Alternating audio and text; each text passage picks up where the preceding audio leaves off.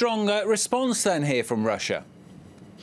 Well, a very strong response. I mean, this is almost unheard of in relations between Russia and the US, despite all the Cold War that we went through. The last time that you have to go back to see something of this magnitude was just after the Communist Revolution of 1917, when the entire US diplomatic representation was asked to return to America. I mean, it's really worth looking at, though, because some of the details aren't as clear as Vladimir Putin makes it seem. So we're down 755 people employed by the US and its embassy and its consulates.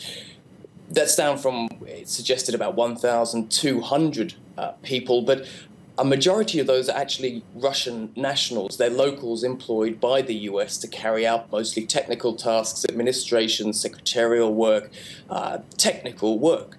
Of course, it will be very difficult to imagine the embassy and the consulates working as they have in the past. That's going to put a big stick in the spoke, so to speak, in the day-to-day running of the embassy and the consulates. But it doesn't necessarily mean, it seems, that US diplomats are going to be forced out of the country. Has Vladimir Putin given up on Donald Trump?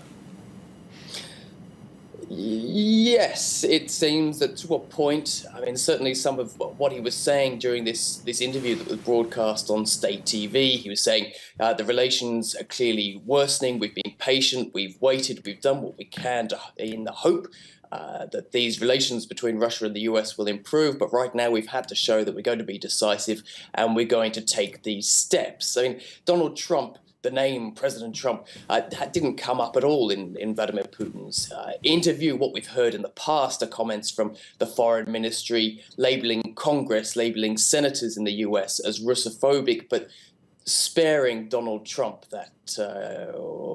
those kind of insults. But what we can say at this point is that the honeymoon is well and truly over between Vladimir Putin and Donald Trump.